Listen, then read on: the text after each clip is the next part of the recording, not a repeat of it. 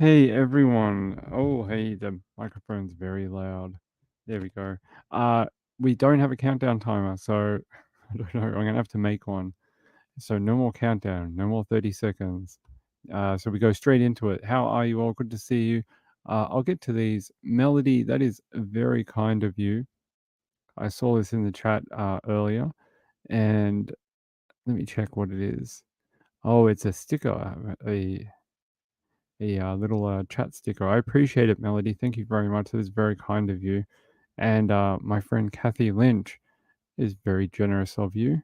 You discovered the super chat thing, and it's a little purple haired person. It's very cool. How are you all? It's good to have you on this Sunday night. As far as I know, CrimeCon is over. Everyone's heading home, and that's it for CrimeCon 2024. When's the next one? I don't know. Probably 9 months from now or something. It sounds like everyone had a fun time. I've seen a few videos from it, and yeah, seems like people made new friends, got to catch up with old friends. Seems like a long weekend though. I know a lot of people are driving home. All right, let's get set up. Let me get set up. It's really annoying not having that countdown to be able to get the articles up. Is it this one we want? This one. So this is the first story. This is shows you the dangers. Yeah, I like, hey guys, how are you? Good to see you. This one shows you the dangers of working inside. Originally, they found two men dead inside a trailer, and then they figured out they had been using a generator to work in the trailer. And it seems like either one of them fell asleep and died, and the other one became overcome with carbon monoxide and passed away. So I'm going to play the little video and then I'll go back to the other article. Authorities are investigating after two men were found dead in a trailer in Channelview. Officials say the trailer contained high levels of carbon monoxide. A generator was found inside the home. However, it's unclear whether it was on or off when fire crews arrived. Firefighters were on scene. They then called in the sheriff's office and fire marshal's office after they received those elevated readings of carbon monoxide. The immediately dangerous life and health level for carbon monoxide is 1,200 parts per million. Their meters were maxed out. They could not read any higher than 500, so they were at least 500, probably higher, but we don't know how much higher. Carbon monoxide is odorless and colorless, so it can be hard to detect without an alarm. If you start to feel dizzy or unwell, the fire marshal says you should immediately go outside for fresh air. The names of the victims have not been released.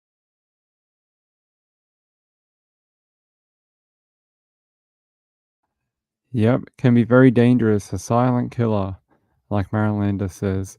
Here's the original article. It says that HCSO Texas units responded to the 16,000 block of John. Units were informed by Channelview EMS that two adult males were deceased on scene.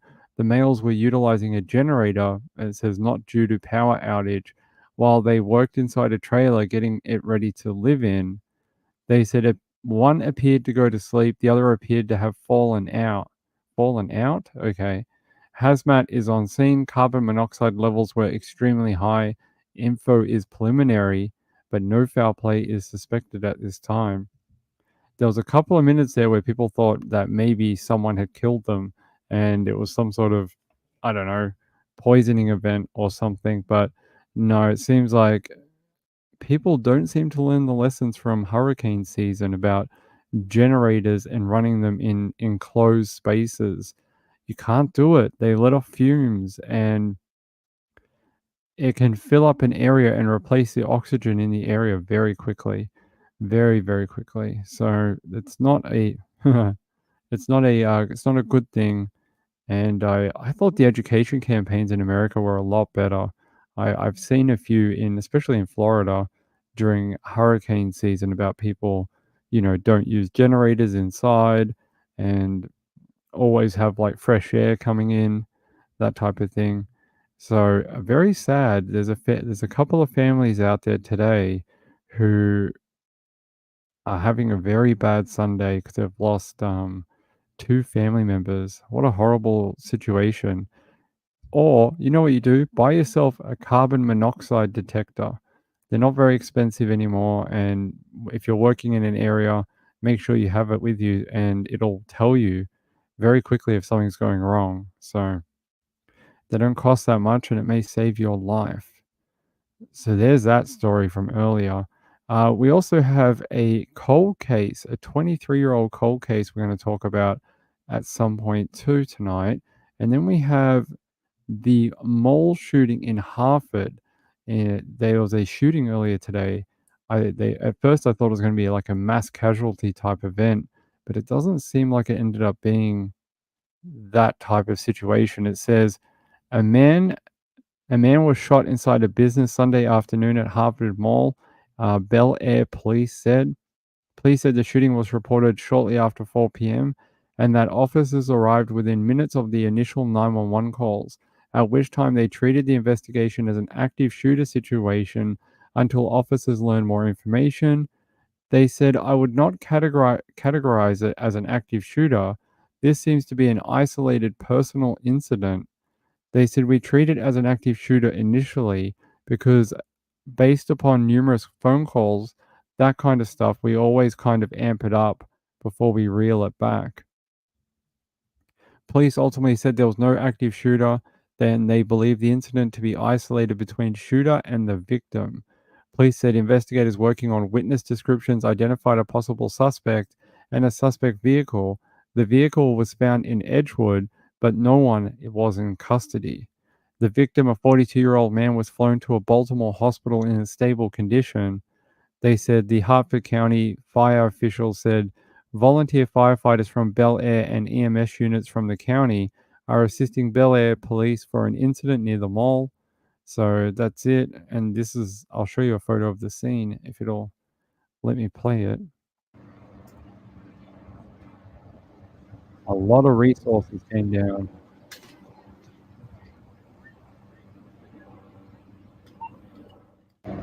You got flares and everything from there.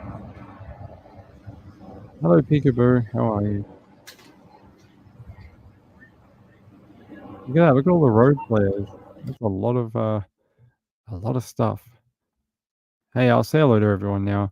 Hey, Laura, how are you? Marilyn Landis, Peekaboo Cockatiel, Angela, Reeby, Moonlight View. Good to have you here.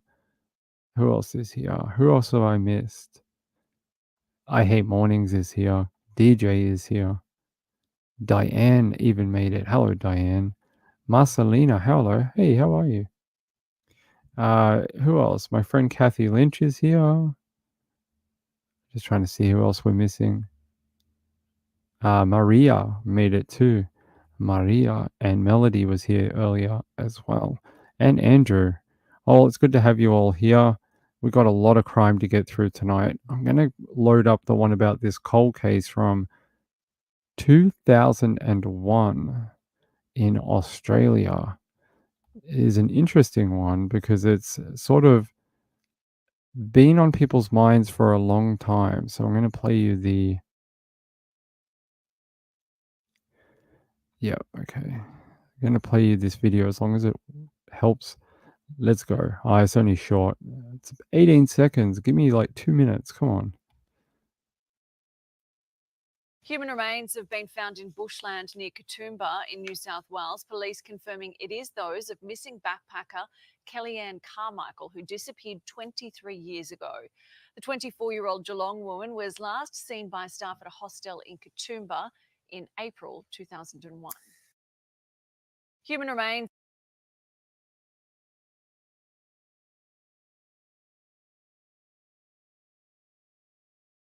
All right, let me tell you a little bit about this. Here's a photo of her. Here's a photo of the girl here. Her name is Kelly Ann Carmichael. She was 24. She checked out of a... Shush. It says she checked out of a hostel in Katoomba in the Blue Mountains in April 29th, 2001, and was never seen again. It took them until basically the last couple of days they found her remains not too far away. You would think, right? I mean, the Blue Mountains are really They got a lot of cliff faces and bushland where you cannot access. It's very remote in some parts. Like if you fall off, you may never be found. It's just sort of, yeah, people can't get down into certain areas. It's sort of like the Grand Canyon, but it has trees and green things. It says here the remains of a young woman who vanished in the Blue Mountains 23 years ago has been found. Kelly Ann Carmichael, 24, checked out of a hostel in Katoomba, west of Sydney, on April 29, 2001. She told staff she would collect her belongings after going for a walk, but was never seen again. However, bones discovered by New South Wales police in Katoomba last week have been confirmed to belong to her. During an unrelated police operation on Tuesday the 30th, officers attached to the Blue Mountains Police Area Command located human remains in bushland near Katoomba. So it was in an unrelated investigation. Maybe they were looking for someone else who was lost in the area. Tourists often get lost up there and are never found. So following inquiries, police attended the same location on Monday, the 27th of May, 2024, where they located further remains. The human remains initially located and seized have now been formally identified as that of missing person Kelly Ann Carmichael, and her family have been notified. The investigation is being conducted by the Unsolved Homicide Team, and a brief of evidence is to be prepared for the coroner. Miss Carmichael's parents, who live in Geelong in Victoria, have always believed their daughter may have been murdered. They were told of the find by officers from the Unsolved Homicide Team. A post-mortem examination will now try to determine how Miss Carmichael died. The discovery only happened by chance after an officer abseiling down a cliff face as part of an unrelated search spotted the bones among the bushland in late April. Police returned to the same spot in May where they found more remains. That is very interesting. How is that? That is like a 1 in a million chance to be in a completely different investigation looking for something else, and you come across bones and human remains of someone who's been missing since 2001. Think of all the stuff that has changed since that point in our lives. I mean, 2001 is a big year. It was the year of 9/11, and you think how the world has changed in those many years. That's how long her remains have been sitting in the Blue Mountains for. It says here, Miss Carmichael's parents reported her missing after not hearing from her for 6 days. Her case gripped the nation and resulted in many theories about her disappearance, including whether she had been a victim of a serial killer. But a police investigation came to the conclusion that she had, you know, voluntarily left this world because she suffered from schizophrenia. In 2011, the New South Wales government issued a $200,000 reward for information about her disappearance. Her parents said, I feel like we've been robbed of having our daughter and grandchildren. That was according to Margaret Carmichael. We've never had the chance to have our daughter. Our family has never been the same again. That is very sad. I'll show a photo of her. That's a very old photo of her. And that's the one that was on all the posters when she went missing. Yeah, I feel very sorry for her parents. I mean, like how Susan Morphew was found. Yeah, they were looking for something else, another woman that had gone missing. Yeah, and I'll show you why. Hold on. Give me 1 second. I'll show you why it took so long. Hold on.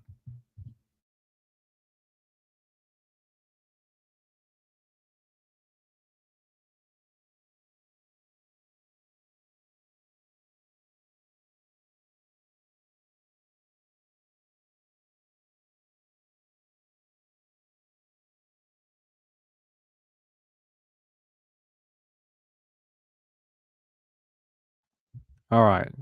This is why. You can see the sort of cliff edges in these photos. I see if I can get a bigger one for you that we can make it on the screen. No, that won't work. But it's like it's like a giant ridge of just cliff face, and if you fall or something else, you are probably, chances of you being found are remote. People have died up here and then either never been found or been found decades later by random chance. Look at this. You see all this like waterfalls and cliff faces, and it's very rugged terrain up there. It is very sad that her parents had to wait and wonder for, so many years. I mean, and now imagine that police officer who was abseiling down these cliff faces and then he spotted human remains. I mean, you look at how vast the area is up there, and somehow he was in the right place on the right day in the right sunlight to spot her bones just laying there. That's a pretty lucky day. That officer, you know, they could have gone 20 meters further down and they never would have seen it. It's just one of those random occurrences in life, but luckily it's brought answers to her family. At least they can return her back to her mum and dad. It doesn't tell you what happened to her, but at least it tells you that she can return home and be given a proper burial. Marilander says, a needle in a haystack. It very much is up there. I wish I had a better photo for you. Hold on. Because it is vast up there. It is very... Let me see if I can show you what it's like.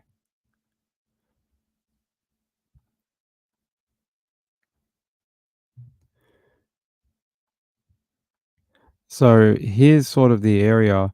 There's just bushland everywhere. There's cliff faces and different, lookouts and stuff. You can see all the bushland. It's just never ending. All these different cliff edges.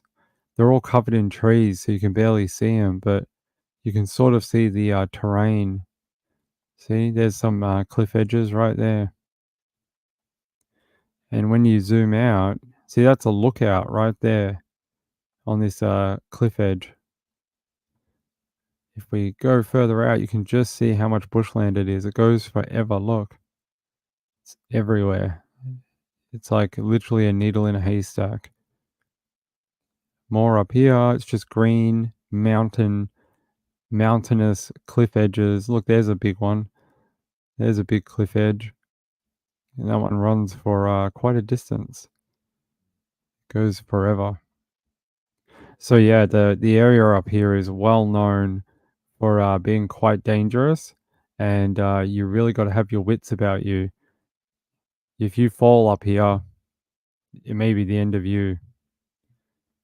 So there you go, Blue Mountains in Sydney. So I'm glad for her family, though. I can't imagine what that had to be like for so long. All right. So there we hold on, guys. 1 second.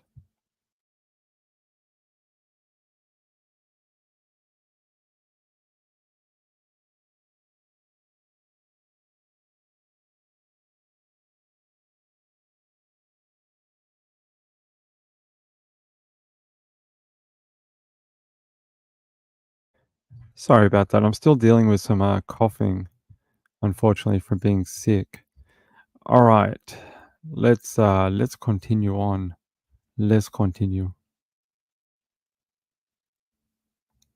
Let's go back to the USA. Let's see if I can get a video about this.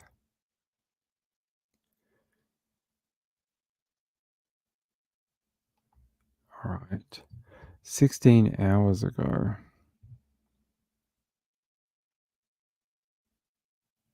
Officials say John W. Hanson of Shorewood. All right. So I'm trying to find you a better link that actually has maybe this one. A new suspect is under arrest tied to a spree of murders in Joliet. Will County Sheriff's deputies took 24-year-old John Hanson into custody today. They say Hanson was with Romeo Nance when he shot 9 people in January, killing 8 of them. 7 of them were his relatives. Nance later led police on a chase to Texas, where he shot and killed himself. Hansen faces several charges, including murder. Hold on, let me pause this video. There we go. And then we have another one about this, and then I'll read the details for you. Multiple murders that happened in Joliet earlier this year. Police say they've arrested someone who has admitted to being involved. CBS 2's Asal Rizai live in the newsroom now, breaking down the shootings that this man is connected to. Yeah, Suzanne, we know the main suspect, Romeo Nance, died by suicide in Texas shortly after killing 7 members of his own family.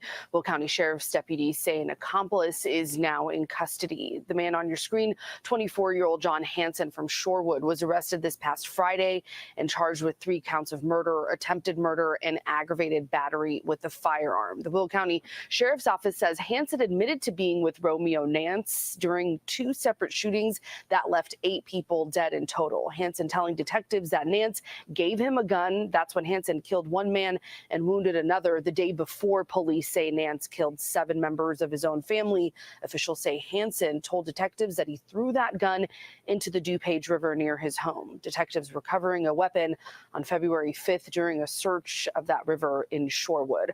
Right now, Hansen is being held in jail. His first court date has not been set. We'll bring you updates just as soon as we have them. Live in the newsroom, Asal Rizai. Suzanne, back to you.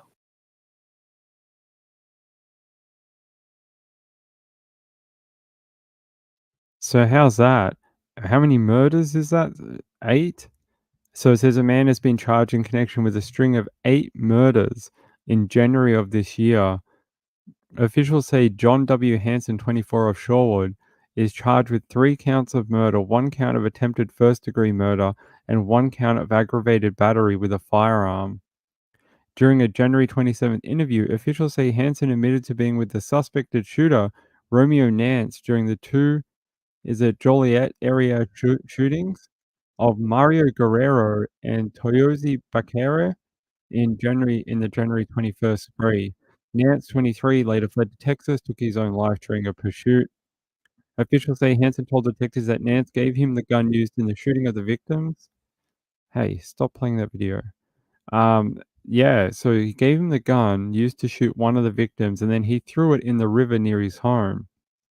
Hansen refused to give any more information, but detectives say they were able to find a loaded black Springfield Armory XDS pistol on February 5th during a search of the river near West Shore Drive and Picnic Street in Shorewood, Illinois. So he was taken into custody on Friday on a no-bond warrant and is awaiting his first court appearance. He is the second person to be charged in the spree. His girlfriend, Kylie Cleveland, 21, was also charged in January with obstructing the investigation into the killing spree. Detectives said she lied to authorities to keep them from finding Nance by claiming she didn't have his phone number. At last check, she was released from custody and placed on home confinement. Hold on, let me find Romeo Nance, because I want to know more about this spree he was on. Here, this is an old video for him from January when it first happened. Good to have you with us here at 5 o'clock. I'm Joe Donlin. And I'm Erica Sargent. We begin here with breaking news: 4 crime scenes and 1 armed and dangerous suspect on the run. A chilling story unfolding in Joliet. CBS 2 investigator Megan Hickey is live near 2 of the scenes, piecing together what happened. Megan?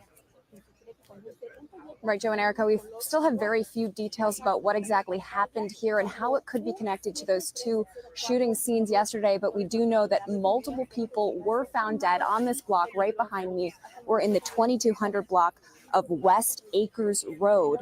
But you can see that there are Joliet police on the scene here, crime scene unit. We're told that it involves 2 homes that are right across the street from each other, but we are still waiting for more details on exactly what happened. I do want to start, though, with this photo. Joliet police said they are looking for a man named Romeo Nance, who they believe is driving a red Toyota Camry with the license plate Q730412. And police say his car was seen at those 2 different shooting scenes yesterday.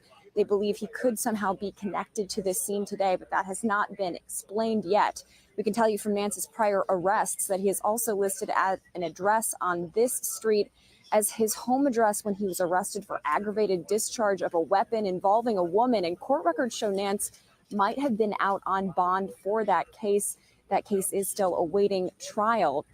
We've spoken to several distraught neighbors who have come here, obviously very disturbed by this violence and disturbed by what seems to be the very strange and random nature of these crimes.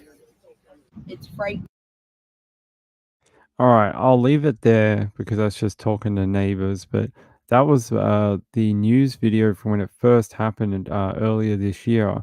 And then there's an update about his girlfriend, the one apparently who didn't know his number. How does that work? I've never heard of him. What's a mobile phone? Let me grab that one. Where is it?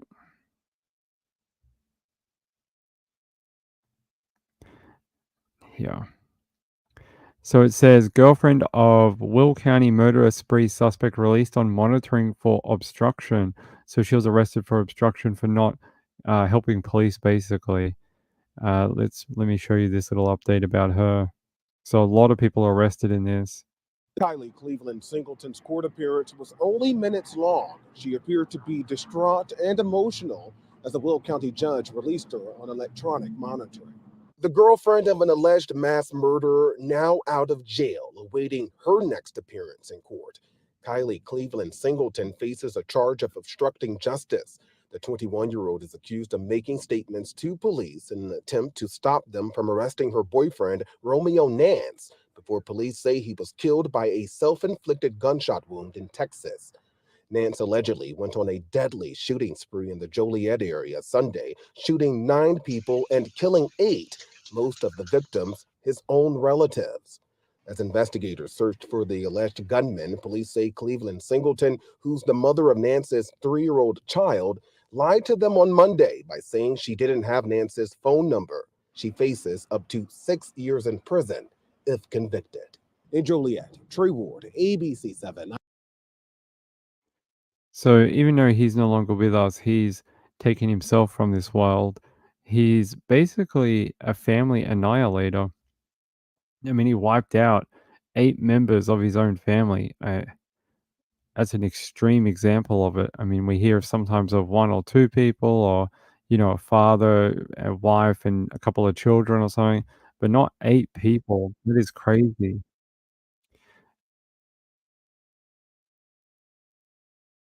Sorry, I just wanted to see this.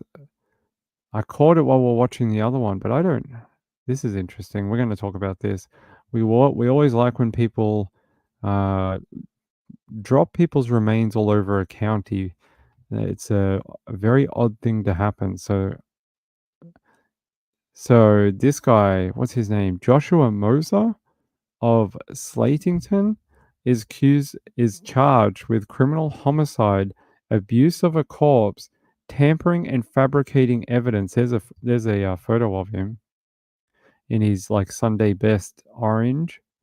Says here, Pennsylvania State Police say they have received a missing persons report Monday afternoon saying that 37-year-old David Hittinger hadn't been heard from since Saturday evening. The report was made on his birthday after he failed to show up for plans to celebrate. This is according to the county DA, Gavin Holohan, during a Friday afternoon news conference. Troopers soon learned that he lived in a home on the 600 block of West Franklin Street, and Moser had recently allowed him to move in. While executing a search warrant at the home, troopers say they saw what appeared to be blood in the basement. They said it looked as if the basement had been hastily staged to conceal the blood. They said they saw a box cutter, bloody clothing, and additional evidence was also found. It's a gruesome scene. They said he was interviewed by state police on Wednesday, where he allegedly told investigators he killed Hittinger in the basement by strangling him and hitting him in the head with a hammer. Then police say he told them he dismembered him and discarded the body parts in 3 different locations across the township. Oh my God. He said some of the body parts were found in garbage bags at Fairview Cemetery in Slatington on Wednesday. Additional body parts were found along the D&L Trail and a small quarry off Welshton Road in Washington Township on Thursday. A motive for the crime has not been disclosed. What? That's odd. So you invite someone to come and live with you, and then you're like, that experiment didn't work. Let me just murder you and then chop you up and dump you around the county. It says here, apparently, according to a neighbor called Cadence Waterhouse, she told Action News she heard yelling coming from the home. She said it was Josh. He was saying, "Get the F out of here. You don't belong here," Waterhouse said, but I didn't hear anyone talking back to him. Waterhouse said she just saw Hittinger last week when she returned his dog to him. He was very shy, she said. He said, "Yeah, that's my dog, sorry. He was wandering." The county coroner said that while the manner of death is homicide, a cause of death has not been officially determined. He was arrested on Wednesday in Monroe County for a parole violation. Said he will be brought to, is it Lehigh County? Soon to face charges for homicide. He's being held without bail. He was previously convicted of a February 2016 fatal DUI crash that killed 24-year-old Nicole Gruber. So maybe a girlfriend killed a girl. There's a photo of Hittinger. All right, let me see if I can find a video for this, because what the hell? How is this not all over the national news? Let's see how many names I got wrong. A horrific homicide in Lehigh County. Police say a man murdered his roommate, then dismembered the body and distributed the remains in 3 separate locations. Investigators were tipped off to the crime after receiving a missing persons report for that victim. It is Friday afternoon. I'm Sarah Bloomquist. And I'm Brian Taft. The big story on Action News today is the arrest of 33-year-old Joshua Moser. The Slatington man has been charged with homicide after police say he admitted to killing 37-year-old David Hittinger. The details of this case, incredibly disturbing. Action News reporter Annie McCormick is live now in Allentown, where authorities gave an update on the case today. Annie. Yeah, and Sarah, according to an affidavit, Moser actually admitted to state police that he strangled, then struck the victim in the head with a hammer, killing him in the basement of the home that they shared. Get the F out of here. You don't belong here. Like things like that, but I didn't hear anybody talking back to him. Those screams Cadence Waterhouse heard Sunday evening, she believes came from her neighbor, 33-year-old Joshua Moser, who is now charged with the murder and dismemberment of his roommate, 37-year-old David Hittinger. Just last week, Waterhouse saw Hittinger when she returned his dog to him. He was very shy. Said, "Yeah, that's my dog. Sorry, it just was wandering." Tuesday and Wednesday, authorities made gruesome discoveries inside this home in the 600 block of West Franklin Street after serving search warrants. Blood, hair, and other evidence were found in the basement of that home in what appeared to be efforts to conceal the blood. Items that were recovered included a saw, a box cutter, more evidence of blood, including bloody clothing. Hittinger was reported missing to state police Monday. The quiet borough was flooded with law enforcement. And there was a SWAT team there. There was cops crouched with guns. By Wednesday, police began discovering Hittinger's remains discarded in trash bags and left in 3 Slatington locations, including the cemetery, the Delaware-Lehigh Trail, and a local quarry. He confessed to police he strangled and bludgeoned the victim with a hammer. Moser was previously convicted of a February 2016 fatal DUI crash that killed 24-year-old Nicole Gruber. He's got the crazy eyes. Look in the photo. It's definitely the crazy eyes. Every time we get one of these people, they always have those eyes. Look, he has them. They stare right through you. Like there's no one there. It's like, hey, there's no one there. Lights are on, but nobody's home. That's what it seems like. This is an awful crime. I mean, it takes a lot of effort and disassociation to 1, murder your new roommate, 2, cut him up, put him into plastic bags, and then drive his body around the county and dump him. And being one of the places was a cemetery. It's vile. It's really disgusting. All right, let's look at Crazy Eyes. We've got 40 seconds. Burr. Now, Moser was taken into custody on Wednesday in Monroe County on a parole violation. He was arraigned today and he will be transported to the Lehigh County Prison. He does face criminal homicide, also abuse of a corpse, and tampering with evidence among the charges. For now, reporting live in Allentown, Annie McCormick, Channel 6 Action News. Sarah. Just gruesome details. Annie, thank you.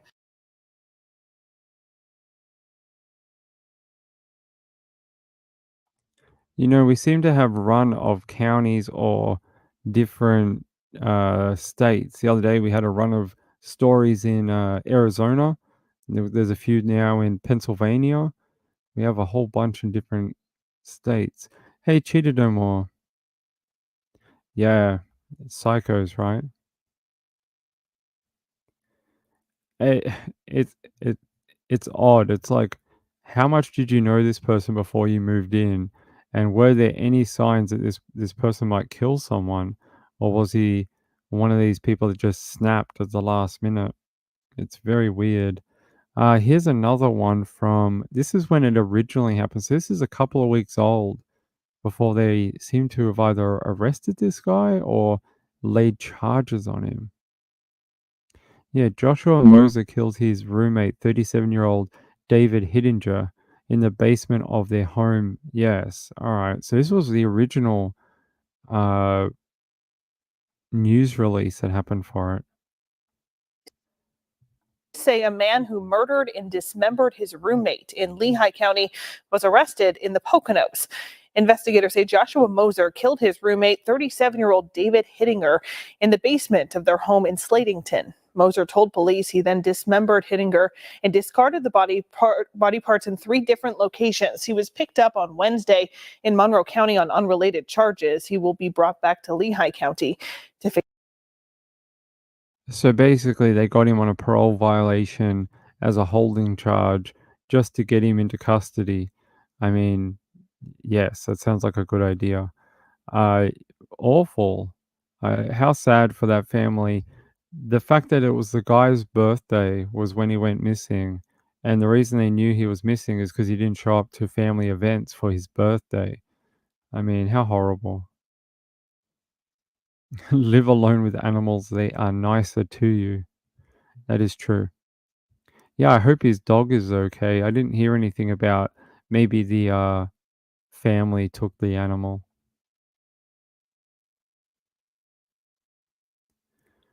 Yeah, I've lived in a bunch of different share house type situations, and there's always one crazy person that you have to live with. I don't know why, but there just always is. There's one person that always makes it very uncomfortable. You can't just have a place where there's good people. There's just always one person whose entire job is to make it uncomfortable for everyone. I do just want to check out this one too, since we're in Pennsylvania. What is this one? Jesse Lee Calhoun. Feel like we've spoken about this before. An Oregon man has been, no, this is not Pennsylvania, it's Oregon. An Oregon man has been charged in the murder of 3 women who were found dead under suspicious circumstances last year, officials announced on Friday. Authorities have identified one suspect in the deaths of 3 women: Charity Lynn Perry, 24, Bridget Leanne Webster, 31, I know this one, Joanne Speaks, 32. Yes, I know this. Jesse Lee Calhoun, 39, has been charged with 3 counts of second-degree murder and 3 counts of second-degree abuse of corpse in connection with the woman's death. The district attorney's office said after a grand jury returned the 6-count indictment on Thursday. At a press briefing Friday, the DA, Mike Schmidt, called the case complex and said it required a significant investigation involving multiple law enforcement agencies. They said there's still more work to be done. Investigations are ongoing. This name here, Joanna Speaks, sounds really familiar. Let me just have a look. Portland, right? Yes. This is when those women were found all around Portland. And we spoke about it. Was it like a year ago? Let me just try and bring up a thing. Yes, here. I think her sister was the one that was trying to bring more attention to the case at the time. Yeah, it was 2023 April. So let's have a look. Over the investigation into the death of an Oregon City woman whose body was found in Clark County. 32-year-old Joanna Speaks' remains were found in April near an abandoned barn in Ridgefield. The medical examiner said Speaks died from blunt force trauma to the head and neck. Portland police now say it appears she was killed in Portland before being moved to that location. Today, family members shared a statement that read in part, "We are so much closer to getting justice for Joanna, a beloved mother, a sister, a daughter, an auntie, and a friend to so very many." Speaks leaves behind 3 children.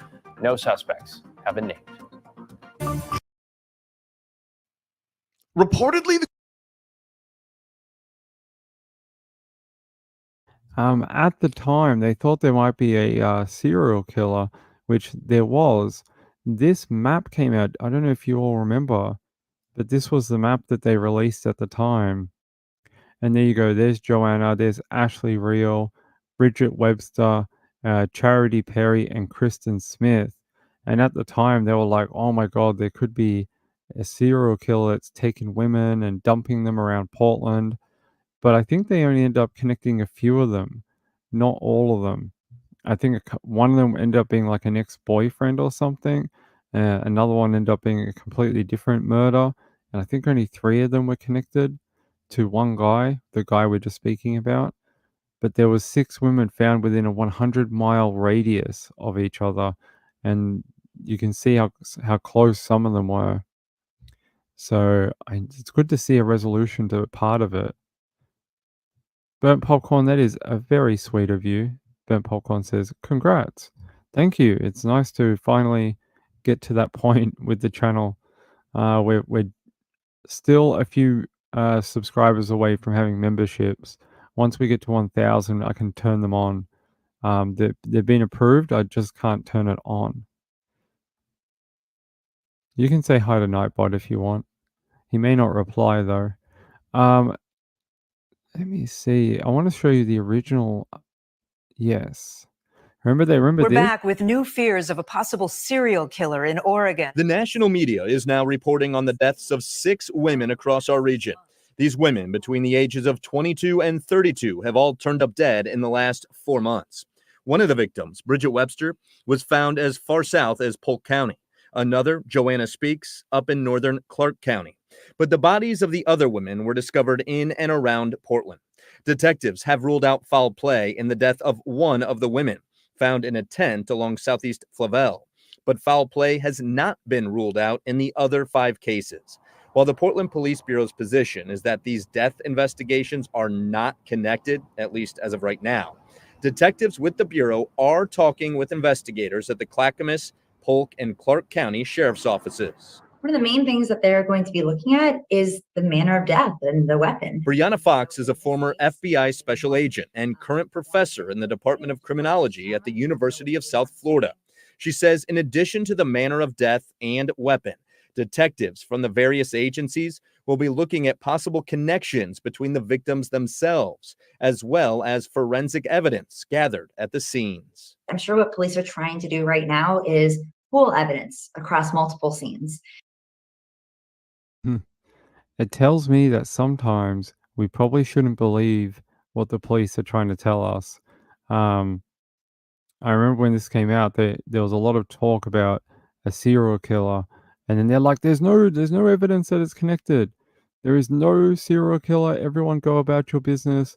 Don't look over here. Don't worry about what's over here. Look over in this direction. There's sunshines and rainbows. Go look over here. Don't look over here. There's no murdered women. It's okay. Just look over here." But eventually they did figure it out. Now we know a man has been arrested for at least 3 of them. I Hate Mornings says, "Thanks for a reminder to check I was unsubscribed again." That's very annoying. I don't know why that happens to people. Let me see. I find this fascinating that they finally tracked this guy down and were able to charge him over at least some of them. Where is his name? Yeah, so Oregon man charged in the murders of 3 women who were found dead under suspicious circumstances last year, officials announced Friday. Well, that is a pretty good one. I'm happy that they've finally been able to get some movement in the case for their families. But they had to it sounds like they had to send it to grand jury, returned 6 counts of indictment through the grand jury process, which is good news. Do they give us a name of this guy? Oh, Calhoun. That's his name. Jesse Lee Calhoun, Oregon man. Let's see what he looks like. Oh, here we go. We got a photo of him. Dun dun dun. I want to show you this. Hold on. Open image in. There we go. There's a photo of the Jesse Lee Calhoun, who was arrested. He murdered 3 women in 50 days. So that's a pretty tight time frame. They said an indictment recently filed against suspected serial killer. See, he was a serial killer. Jesse Lee Calhoun accuses him of murdering 3 local women and moving the bodies from early March to late April 2023. The DA Todd Jackson filed the indictment on Friday, May 24th. The 2-page document named 16 witnesses who testified before the grand jury. 39-year-old Calhoun is facing 3 charges of second-degree murder, 3 charges of second-degree abuse of corpse in connection to the deaths of Charity Lynn Perry, Joanna Speaks, and Bridget Leanne Webster. According to the court documents, Calhoun killed Perry and moved her corpse around Wednesday, March 8, 2023. The 24-year-old woman's body was found on Monday, April 24th, in a culvert near Ainsworth State Park. The sheriff's office ruled it as a suspicious death at the time. Calhoun is accused of murdering 32-year-old Joanna Speaks 10 days later on Saturday, March 18th, and moving her corpse. Authorities found the woman in an abandoned barn in Ridgefield, Washington County, on Saturday, April 8th, but they later announced she was thought to have been killed in Portland. So the Clark County Medical Examiner's Office determined Speaks died of blunt injuries to her head and neck. The indictment also alleges Calhoun murdered Bridget Webster on Wednesday, April 26, and moved her corpse the same day. Webster, 31, was a Milwaukee resident, and her body was discovered on Harmony Road near Mill Creek in Polk County on Sunday, April 30th. Before he was officially charged, Calhoun was identified as a person of interest in the deaths of Perry Webster, 22-year-old Kristen Smith, and 22-year-old Ashley Reel. Smith was reported missing in late December 2022 when she wasn't located until Sunday, February 19, 2023. Portland Police Bureau reported that the Gresham resident was found dead in a wooded area near Southeast Dedroff Road and Southeast Flavel Street. Reel's body was discovered in the Eagle Creek area on Sunday, May 7th. Calhoun hasn't been indicted in connection with the deaths of Smith or Reel. He is currently being held in the Snake River Correctional Institution for parole violations, but he's now been, indicted via grand jury. That's very interesting that they haven't been able to do him with the other 2 ladies' murders yet. Hopefully they're still working on that. By the way, what did I miss while I was reading? I know, when they said Clark County, I thought it was Vegas too. Every time it says that, I'm like, "Oh, Las Vegas." But no. It's not Las Vegas, it's, Portland. So let me see. Yeah, I saw your email. I can't reply right now, but I will.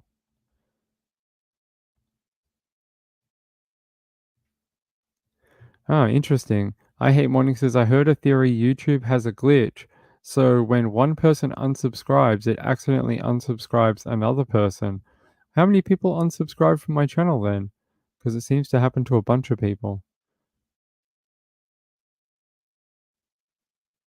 Was that not a name John Wayne had in a movie? I think Calhoun might be. Tony Mitchell says, Jesse Lee Calhoun sounds like an inmate name. Well, he definitely is an inmate. There you go. He's on screen in a police photo. That is very odd. I don't know why it happens. Sorry, it must be a YouTube thing. I don't want anyone to unsubscribe. Very interesting considering the backstory on this one. But yeah, this was the original article. When was this? June 5th, 2023. So just about a year ago. Just about a year ago.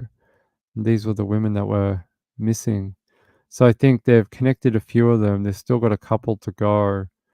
I think this lady who looks sort of like, at least in this sketch, she looks sort of like First Nation or something like that.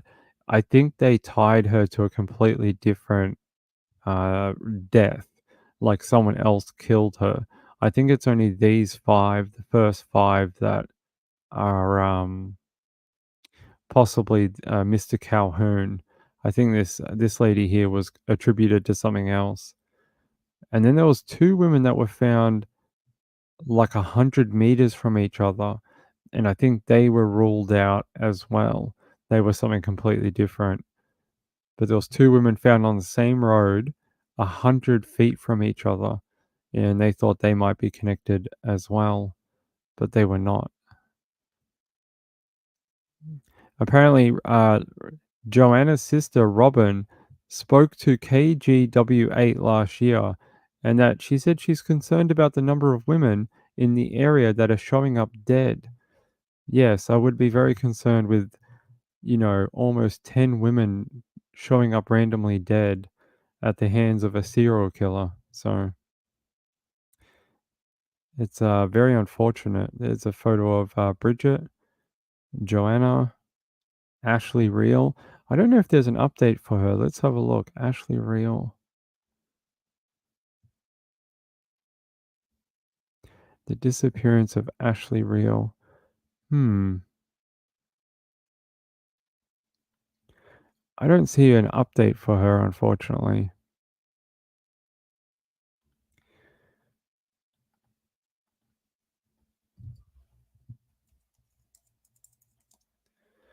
Let me just see if I can find anything about it. Ashley Reel later found dead, reportedly.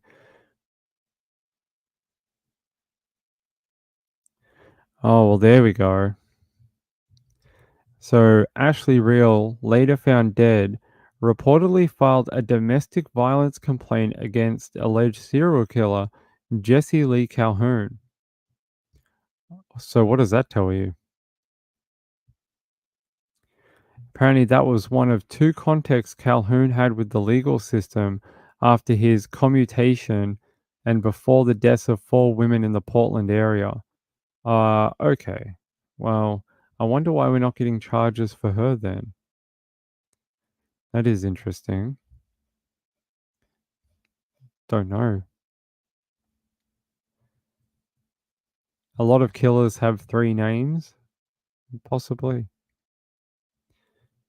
Hey, Emily Narb, how are you? Marlon Clausen, Diane Marie, good to have you. I know, right? The fact that she filed a domestic violence complaint against him and then she winds up dead and found on the side of a road. And then they find out that this guy, Jesse Lee Calhoun, has killed a bunch of women in a 50-day time span. He went on like a killing spree for real. He's literally a serial killer. It's the boogeyman that we all think of when we think of a serial killer. He's it.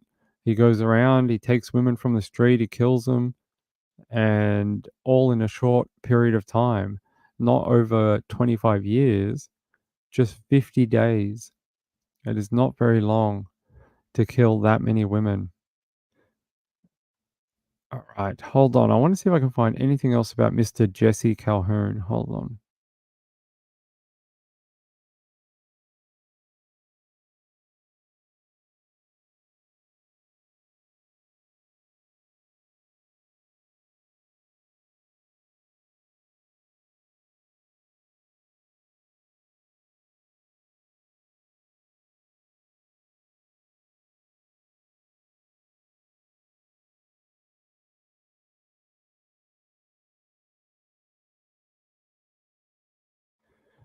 All right, we found a couple of things. Hold on.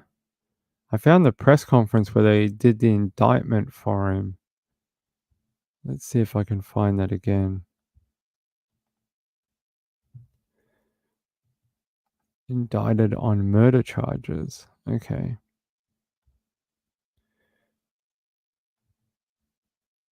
All right, good afternoon. Thanks for joining us. My name is Mike Benner. I'm the Public Information Manager here at the Portland Police Bureau. By now, you know that a grand jury has indicted Jesse Calhoun on murder and abuse of a corpse charges in connection to the deaths of Charity Perry, Bridget Webster, and Joanna Speaks. We have a number of speakers here this afternoon, including Multnomah County DA Mike Schmidt, as well as Portland Police Chief Bob Day and Sheriff Nicole Morrissey O'Donnell. Following their comments, we'll do some Q&A. I understand that you all probably have a lot of questions. I respect that, but I want to say that we still have a prosecution to come, and we will not jeopardize that. We want justice for these women and their families, some who are in the room today. With that, DA. Thank you, Mike. Today, my office announced a 6-count indictment charging Jesse Lee Calhoun for the murders of Charity Lynn Perry, Bridget Leanne Webster, and Joanna Speaks. I want to acknowledge the families of these women who I got a chance to talk with today, and the deep pain and the grief they're experiencing in this process. This community holds you in our hearts and is here to support you.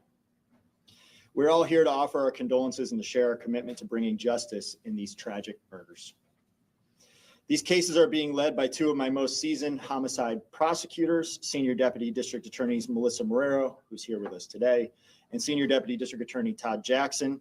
They both bring a tremendous amount of empathy to their work, combined with a sharp legal acumen.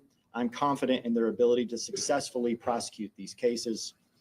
As you were told, the grand jury returned indictments on 3 counts of murder in the 2nd degree and 3 counts of abuse of corpse in the 2nd degree. As with the majority of homicides, these cases are complex, and it has required a significant investigation involving many different law enforcement agencies. I'm grateful to those agencies for their collaboration and their help in getting us to the point where we were confident in presenting these cases to the grand jury. There's still more work to be done. Investigations are ongoing. And with that, I'm going to let the sheriff and then the chief speak to that. Thank you, DA Schmidt. I'm Sheriff Nicole Morrissey O'Donnell. Today's indictment of Jesse Calhoun marks a significant step toward justice for 3 women, Charity Lynn Perry, Bridget Webster, and Joanna Speaks, their families, and our community.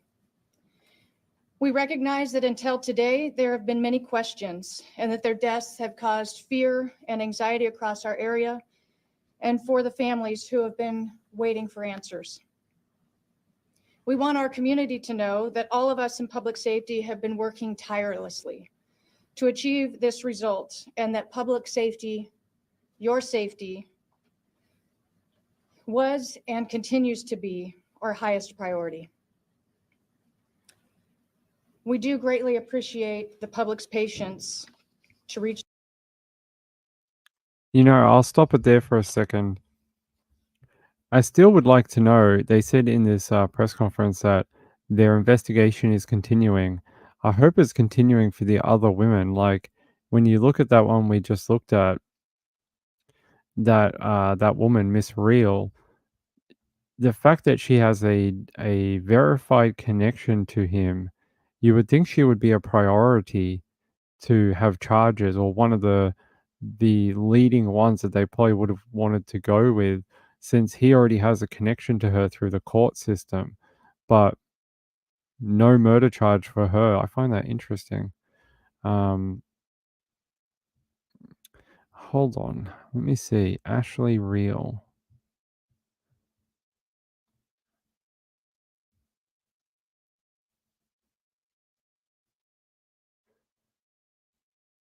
Just trying to see if there's anything.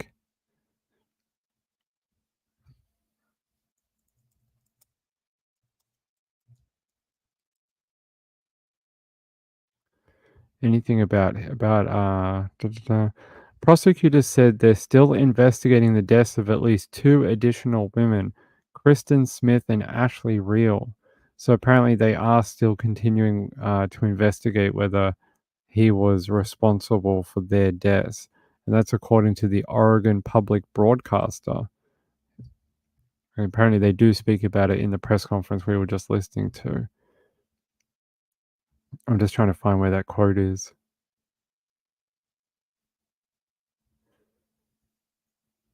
Where is that quote? Okay, here. It says, "We are still very much investigating the deaths of Kristen Smith and Ashley Reel with our partners here, as well as the Clackamas County DA's office and other investigators," according to Melissa Marrero. She was on the screen a minute ago.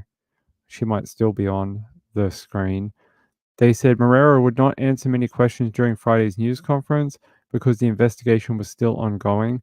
She declined to say whether there could be any federal charges against Calhoun or what led investigators to believe Calhoun was connected in the 3 cases charged thus far.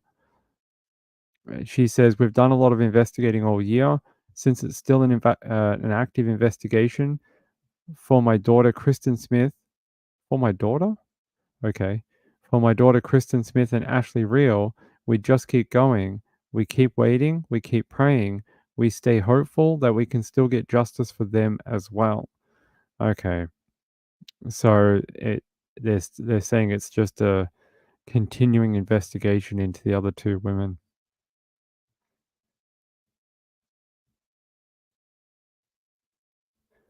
It's winter here. It's winter, so and I'm still a little sick, so yes and yes.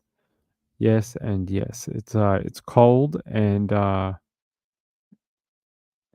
still a little sick. So yeah, it's getting pretty cold here in winter. So you'll probably see me wear a hoodie every day while I'm on the stream. What's going on tomorrow?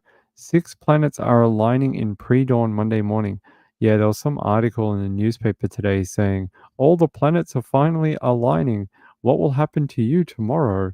You know, things like that, astrology and stuff like that. Yeah, this is a Dickies jumper. You can get these everywhere. I'm sure you have them in America too. All right, that is pretty good. That's a good update. I like this one, but I hope that they can get more on the other 2 women and soon. I think that is very sad for their families. I think for their families, it must feel like they're sort of not prioritized or they're not important to the investigators. Do you know what I mean? That, you know, these investigators are so happy, they got their indictment, their grand jury is done, but you still have these outstanding women who seem to be connected. So if I was their family, I would feel a little cheated that, you know, my daughter or my relative isn't being, you know, hasn't had her day yet to, you know, connect her killer to who took her from this world. I would be a little cross with the investigators, especially with Ashley Reel. That one seems so slam dunk, but they must be waiting on something. Like, I mean, the fact that she took out a domestic violence order against the alleged killer of 3 other women and she ended up dead. I mean, what more do you want? Okay.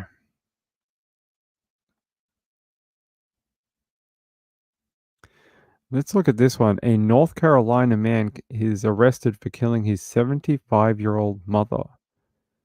Let me see if I can get this up for you. What? Sorry, I Googled this to get a better thing for you, and it came up with the weirdest true crime story. Hold on, do you guys want to see this? Police rescue woman running through Hillsborough with gunshot wound to her chest. A man has been charged with attempted murder and kidnapping after a woman was shot. She was running through with a gunshot wound to her chest. What the hell? This is not the actual one I was looking for. The one I was looking for is about a 75-year-old man who killed his own mother. But I want to see what this is. A man is charged with attempted murder and kidnapping after a woman was shot in Hillsborough. Officers saw the woman in distress running across Cardinal Drive around 1:30 yesterday morning. They realized she'd been shot in the chest. While in the area, police stopped the car and arrested 75-year-old Stephen Brooks of Charlotte. Officers seized a firearm during the arrest. The woman was taken to the hospital, where she's currently listed as stable.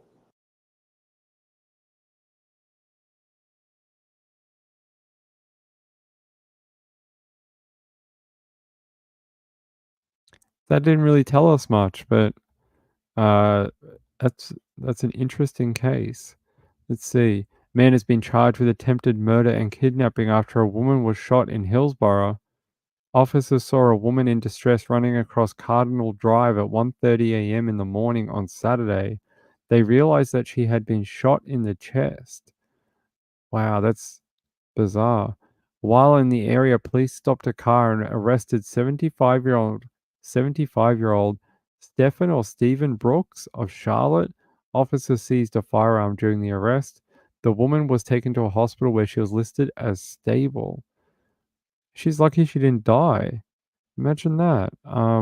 Being killed or almost killed. Hmm.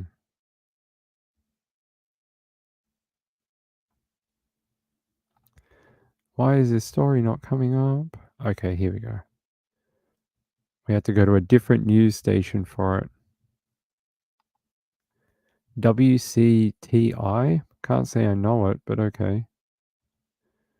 It says, son arrested for the murder of 75-year-old mother in Pitt County home.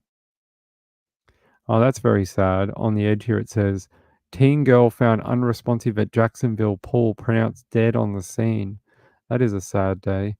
It says, a Stokes man is facing a murder charge after the death of his mother on Saturday, the 1st of June.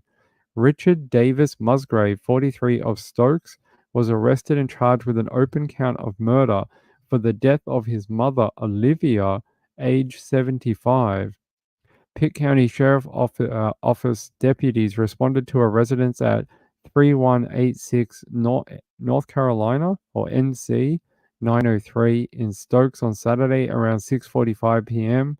in reference to a report of a female that was deceased due to unnatural causes. According to the PCSO, upon arrival, deputies located 75-year-old Olivia deceased inside her home. Detectives with the county sheriff's office began an investigation at the scene. Information obtained by detectives led them to identify the son of the deceased as a person of interest. The son is 43 years old, and his name is Richard Davis Musgrave. Evidence collected inside the residence, along with further information gathered during the investigation, led detectives to arrest Richard at the crime scene. He was booked into Pitt County Detention Center, charged with an open count of murder. He is currently being held without bond. Investigation is ongoing, and this story will be updated as more information is available. So there's a photo of him. Killed his own mum, 75-year-old mother. Killed her. I mean, that is not a good son at all. I know that lady is crazy. She's strong as. Maybe dementia, maybe. I wanted to go back. I didn't get to say it when Danny was here. Where's Danny's comment? Let me find it. Yeah, this one. Hey y'all at Ping My Buddy Traders asked her subs to sub. Is that what you meant to say? Hi to Traders, if that's the name of your channel. Hey, good to see you. Thanks for sending people here. I'll have to look up your channel in a minute. Or Danny can send it to me. Burn pot, yeah, maybe dementia. I want to know more about this little girl though. We've learned about this guy who killed his mom, which, look at that photo. It's almost like he's saying to the camera, I didn't kill my mom. I don't know what you're talking about. And they're like, dude, we found you with the gun in your hands. Like, we know it was you. I just want to know about this little girl. Hold on. says the Jacksonville Police Department is investigating the death of a 15-year-old girl after she was found unresponsive at a community pool. Jacksonville fire and emergency crews responded to Holiday City Community Homes on Corbin Street around 3:50 p.m. on Saturday, June 1, in reference to a non-responsive juvenile. The 15-year-old had been recovered from a pool. Upon the arrival of emergency officials, bystanders were administering CPR. Emergency personnel attempted life-saving measures with no success, and the victim was pronounced deceased on the scene. The medical examiner's office is assisting in the investigation. Jacksonville Police Chief Michael Yaniro shared the following: "Our thoughts and prayers are with the family of the victim." They said this is an ongoing and active investigation. Anyone with information about the incident is asked to contact Jacksonville Police Department Detective Bloomfield at 910-938-6410 or contact Crime Stoppers at 910-938-3273. Crime Stoppers offers cash rewards of up to $5,000 for information determined to be of value to law enforcement. Callers to Crime Stoppers are not required to reveal their identities. Information can also be anonymously texted via text tip by typing TIP4CSJAX and your message to 274637. They said please refer to case number 24-04589 when calling or texting about this particular case. Well, why would they want you to text about a case about a 15-year-old girl found in a community pool? Unless they thought something a bit weird was going on.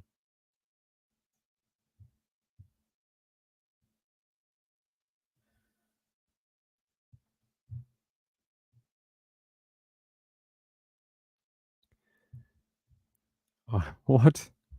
Okay. Hey Jenny, how are you? Good to see you. Well, that's very sad to hear of a little girl, 15 years old, at a community pool. Got to learn about if it is a pool safety thing. That is very sad. Where is the street? Holiday City Community Homes on Corbin Street. Okay. It gets a 1-star rating. Ugh. Let me see. What does this place look like? Okay, there is definitely a pool here. I'll show you. So this is the place here. There's a pool here. A public pool. What address did they give? Please stop doing that. It's so annoying. Holiday Center, Corbin Street. Corbin Street. Okay. Well, this is Corbin Street right here, but there is no pool as far as I can tell. There is a pool right there that's on Key Street. That looks like a community type pool. Open for people to use. That is very open, isn't it? It's just sort of there on the corner. Want to go to the pool? You can go to there's a lot of houses that must service. Look at all these row homes. All these these look like ex-military housing. All these long homes. That's what they used to look like back in the 60s and that. They used to build these and they were used for housing military members who came back. Yeah. Some sort of small community pool and she was found unresponsive. So there you go.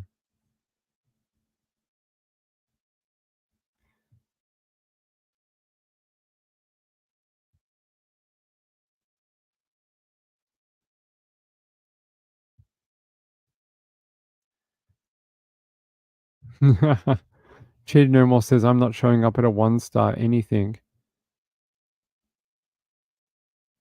If this is near Homestead, Florida, there once was a base there.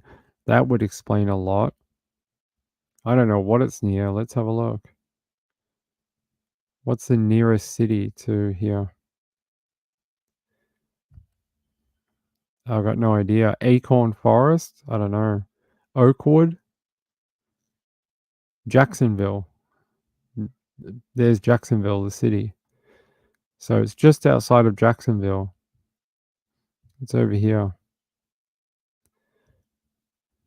Here you go. We'll go down. But that's the only pool. So I can't see another, water kind of area. Just that. All right. Well, there you go. Not very nice story. Don't ever want to hear of a young girl dying like that. All right. Shall we go back to dead people? We can go back to dead people.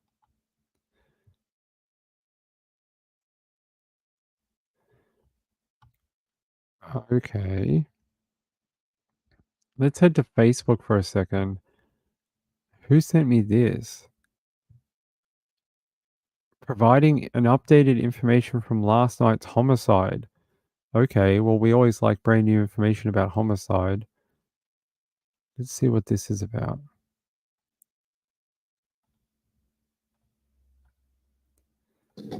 This is Alexander Hernandez, 16 years of age. This is the two weapons that Alexander used last night in the stabbing alert that we put out. I want to give you an update in regards to the stabbing alert last night that we sent out. At approximately 10 p.m., deputies responded to a residence on County Road 148 in Wildwood, Florida, at which time they located two victims that had been stabbed. Both victims were transported to local hospitals.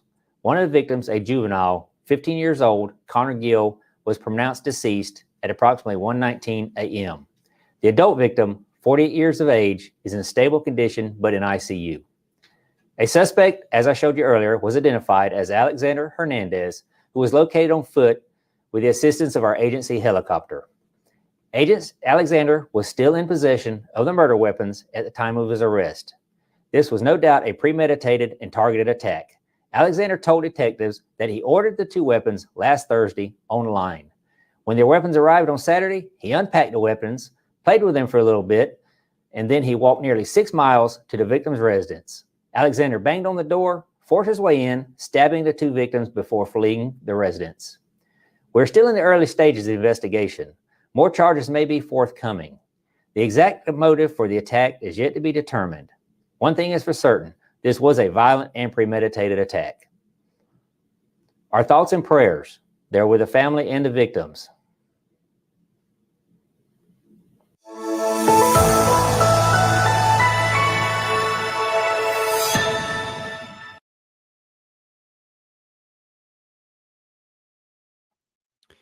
I think I speak for everyone when I say, huh?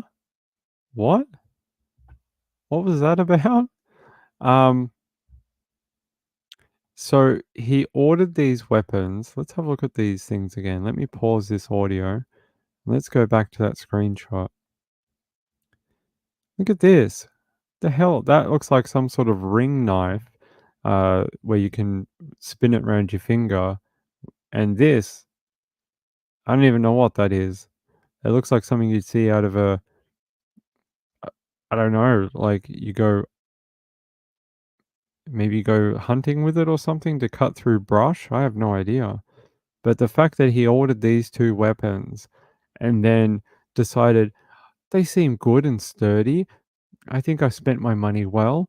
Let me walk 6 miles to the victim's home and then bang on their door, burst in the door, and then attack and kill people. I mean, that is some determination to walk 6 miles with your new weapons to kill someone. Well, he is a police officer, so I guess that might be why. It's like a mini sickle. It is. It's almost like an ice pick for ice climbing. You know, they have those things and they smack them into the ice to pull themselves up when they're doing mountain climbing or whatever. So yeah, you could change that. Some people should not be trusted even with a spoon. I mean, you have to think of how horrific that death is. Hold on, let me try find out more about this.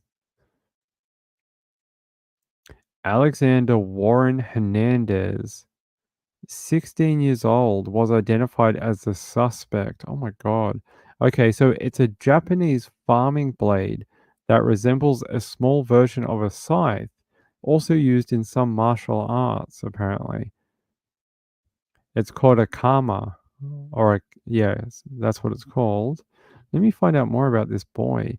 Knife-wielding Florida teen allegedly murders boy at sleepover, injures adult.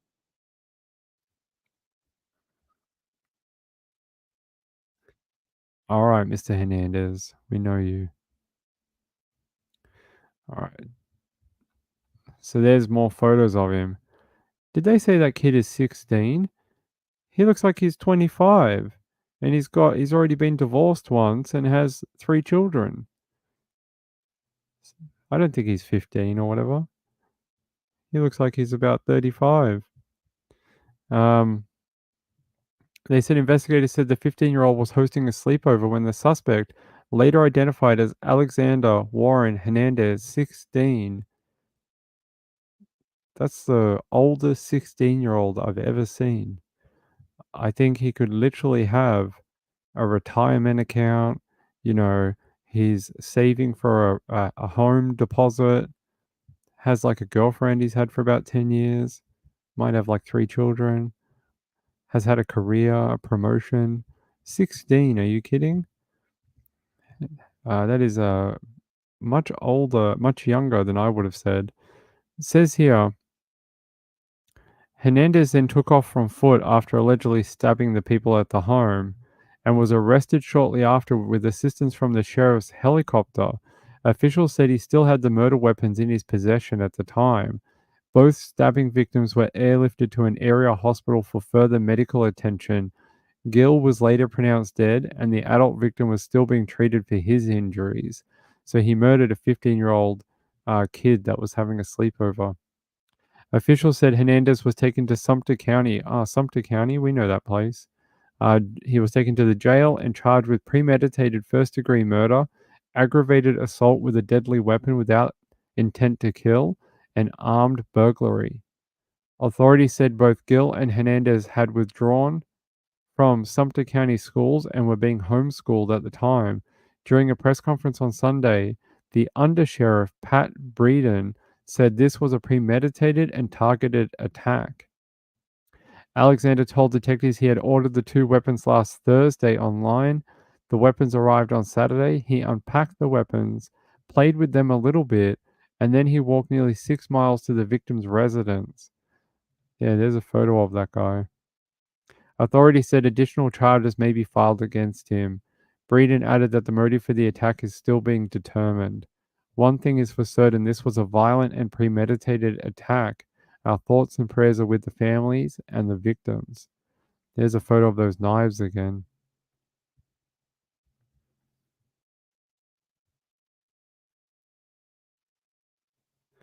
Yes, Danny, you got it.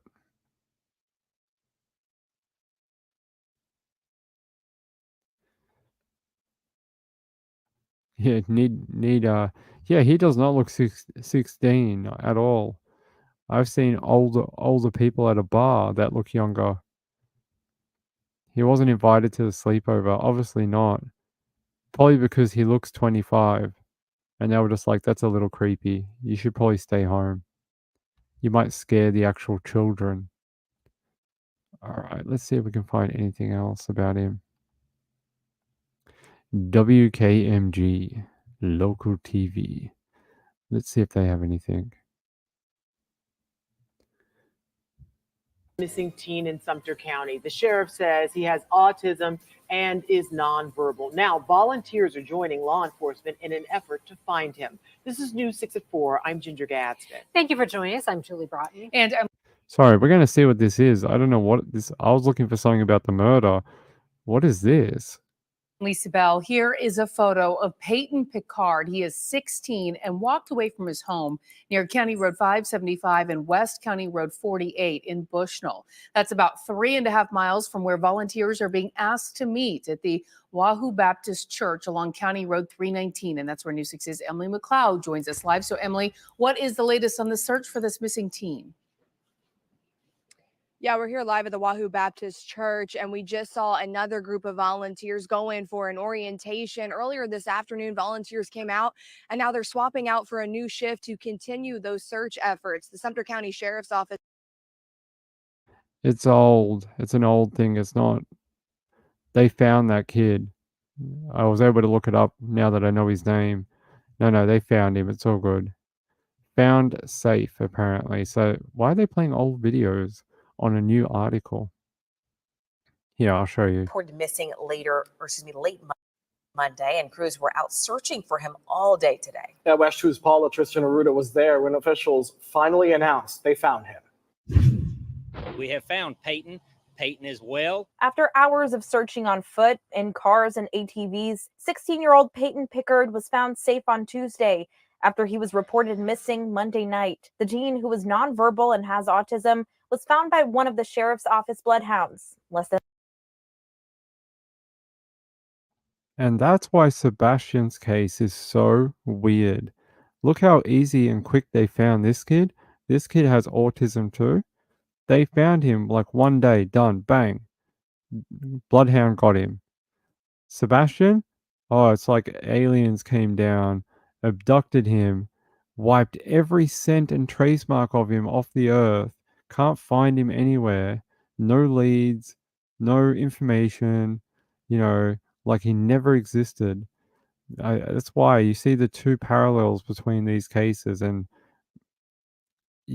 Sebastian's been gone for months and months and just gone. Just like he never even was here. I have zero new information on him. I have nothing to give you. There's just been nothing. Just more stuff muddying the water. That's it. The last news update, I think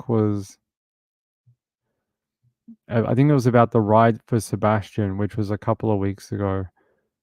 And then something about Seth was organizing a few more organized searches for Sebastian in different areas. But other than that, really nothing to report on. Hey, Snap Crackle Pop, how are you? You think you're here? Okay. Hey, Tharvi, how are you?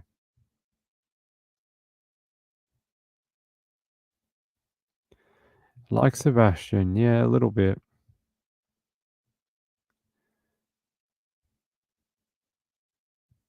I don't know if there's too much about the surfers, just the people are going through the court system. Hold on.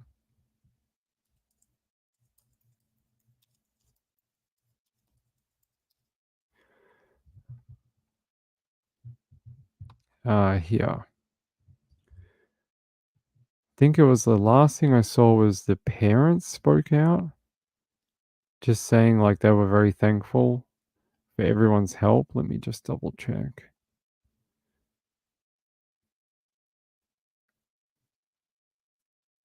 I think, yeah, that might have been the last thing I saw was the parents basically just thanking everyone for their thoughts and their assistance in trying to get their kids home. And suspect it might be this one actually. Hold on.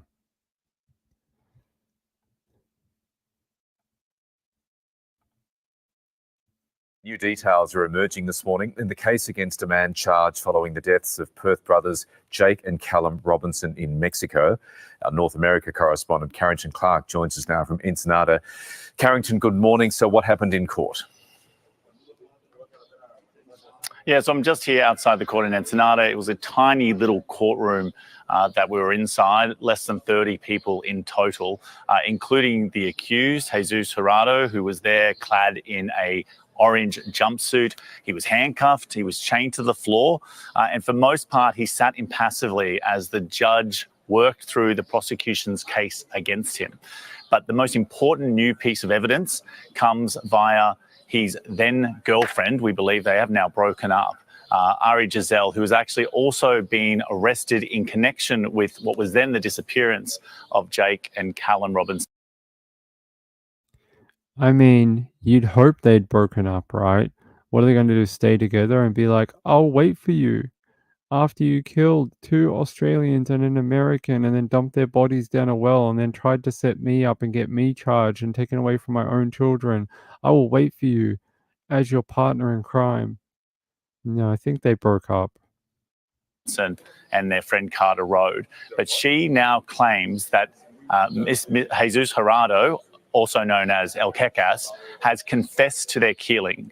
So this was what he allegedly said either the day of or the day after he killed those 3 men, when he said, and I am paraphrasing because it is profane, but I screwed up 3 gringos. And she asked, what do you mean?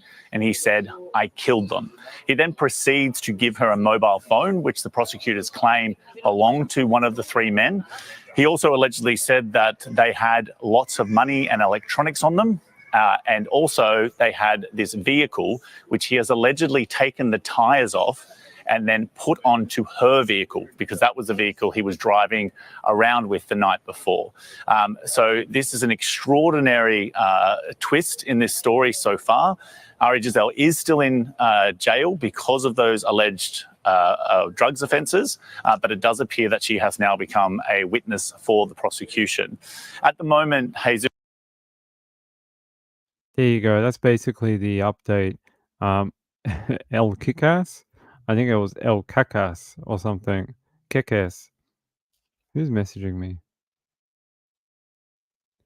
Hold on, guys. Someone is messaging me. All right. I'm not sure if he's trying to take all the blame and she's trying to squirm out of whatever she did to help him, or yeah, I don't know. But apparently she was, when she was taken in by police, she was like, I have to tell the truth so I can protect my own child. Well, you didn't really think of that when your partner murdered 2 Australians and an American man and then dumped their bodies in a well. And then apparently you killed a ranger and then dumped his body in the well weeks ago as well. So I sort of don't believe that she had no understanding of what happened. Hold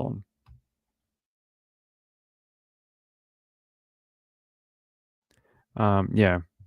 All right. Good night, Emily Narb. Is she here? Where is she? Where's my friend Emily? Good night, Emily. Have a good sleep on your Sunday night. Yeah, we're probably going to get out of here pretty soon anyway. No late show tonight, but we will have a late show tomorrow. Tomorrow night will be a good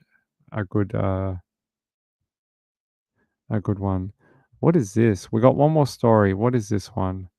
In Akron, Ohio, there was a large outdoor party in East Akron neighborhood of the Ohio city. They found 2 handguns and more than 35 spent shell casings in the area. Okay. We can do that if I can get to it. Ah, there was a video.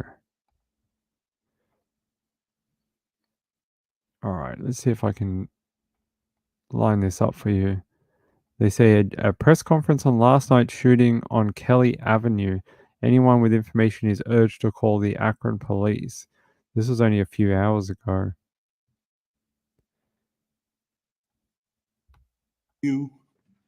Some updates in relation to a shooting which occurred just after midnight last night on Sunday, June 2nd, in the area of Kelly Avenue and 8th Avenue.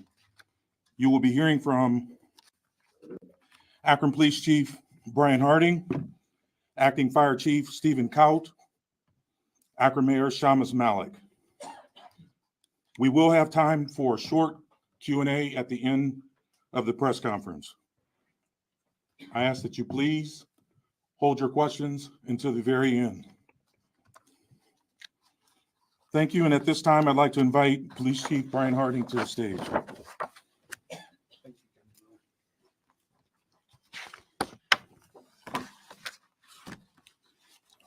Thank you and good evening.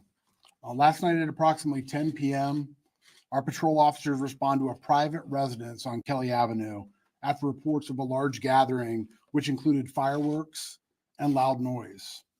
Officers arrived on scene to a large birthday party with over approximately 200 individuals taking over the street. Officers dispatched the crowd and no arrests were made at that time. Between 10 and midnight, people began coming back to the scene and the party resumed. Just after midnight, patrol responded again to the same location on Kelly Avenue after the dispatch center received shots fired calls, as well as multiple gunshot victims arriving at area hospital emergency rooms. Between EMS and self-transports, it was later found that there had been 25 people total who were injured. We initially believed there were 27. That was because there were some duplicates with people going from one hospital and then ultimately going to another. Of the 25 victims, one 27-year-old male has been confirmed deceased. The latest update we have is that of the 25 victims, at least 2 remain in critical condition this evening, in addition to several who have been admitted with injuries and one individual who sadly passed away.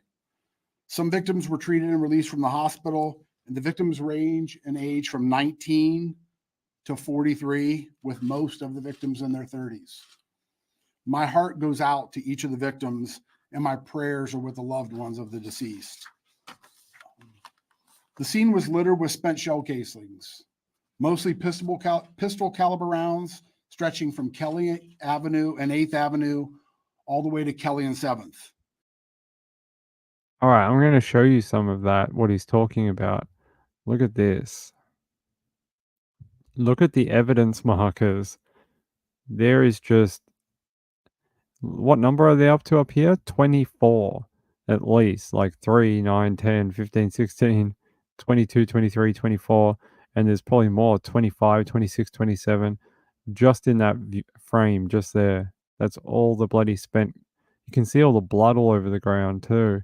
A lot of it, some of it's probably drinks. You can see the solo cups on the ground, but it looks like there's blood marks as well in different places, especially here near number 9. Here's a Ring doorbell from the area too. Let's see what it says. All right, there's a car. Oh.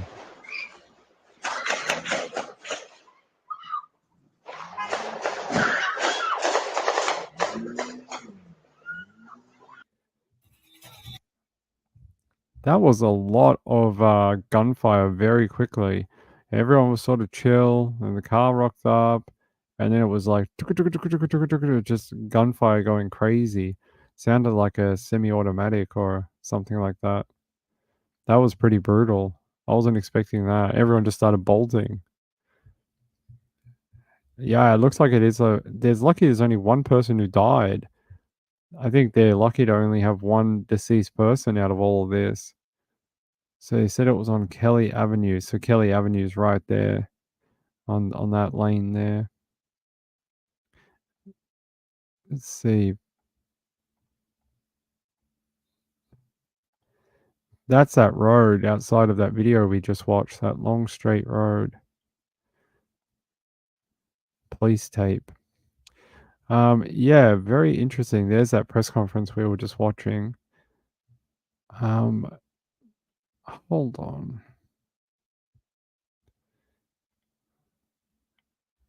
Let me try and get a better.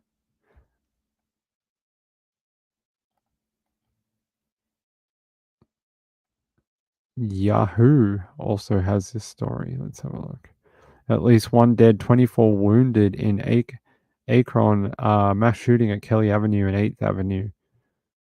They said a 27-year-old man died in the incident, according to the news release from the Akron Police Department. So that's, I don't know how only one person died with all this kind of gunfire. You heard it in that video. It was pretty brutal. What does it say here? They said, if you know something, say something, and this is a reason why. During my time on council that I pushed for ring cameras in the neighborhood. Well, they do pick up some interesting footage. Cleveland Clinic says it treated 9 patients from early morning shooting. The city hospital treated 15, and other hospitals picked up other people. Yeah, look at that. There's more of those evidence markers with police photographing the scene.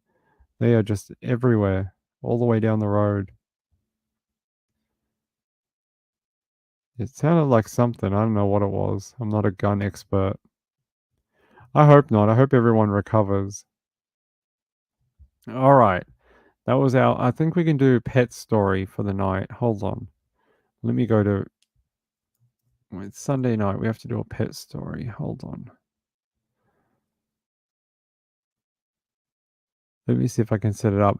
By the way, while we're on a little bit of a break, let me read this out.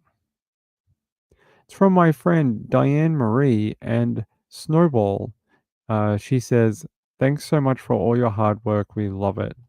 Diane, thank you so much for your donation and supporting the channel. I do appreciate it.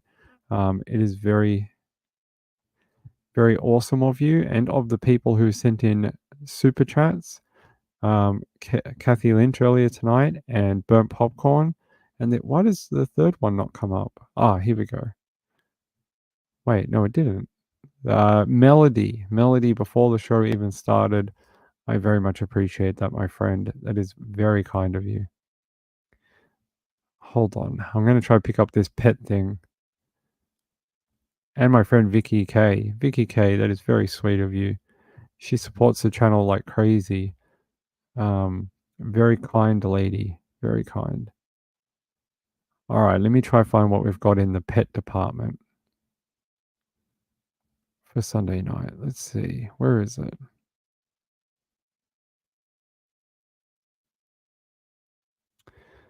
Huh. That's interesting.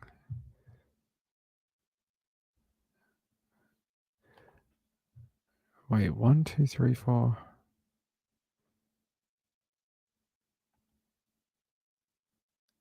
I think we've done these ones.